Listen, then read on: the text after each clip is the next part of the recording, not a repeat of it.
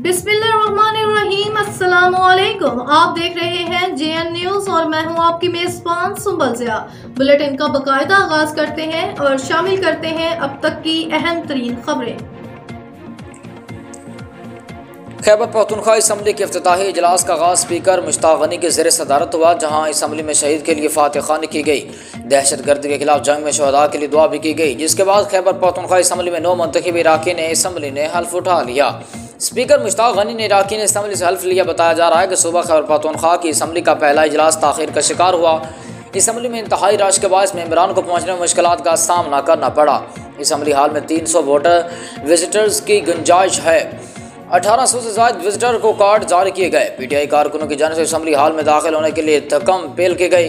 Assembly में 9 मुंतखब मेंबरान की आमद के लिए घंटियाँ भी बजाई गईं। मालूम हुआ कि मुस्लिम लीग नून की 9 मुंतखब सोबिया शायद असम्बली हाल पहुंची और वो घड़ी उठाकर असम्बली फ्लोर पर खड़ी हो गईं, जिस पर PTI कारकुनों ने सोबिया शाहिद के खिलाफ नारेबाजी की। PTI कारकुनों ने सोबिया शाहिद पर कागज़ और लोटा फेंक दिया। सोबिया शाहिद ने लोटा भी उठाकर घड़ी के साथ लहरा दिया। सोबिया शाहिद ने लोटा वज़ीर आला की कुर्सी पर रख दिया। असम्बली स्टाफ ने वज़ीर आला की कुर्सी से लोटा हटाकर सोबिया शाहिद को मना कर दिया, जिसके बाद सोबिया शाहिद अपनी नशिस्त पर बिराजमान हो गई। खैबर पख्तूनख्वा असम्बली में कारकुनों की जानिब से शोर शराबा और नारेबाजी भी जारी रही, जिस पर स्पीकर मुश्ताक गनी ने हिदायत की कि असम्बली में मौजूद लोग खामोशी इख्तियार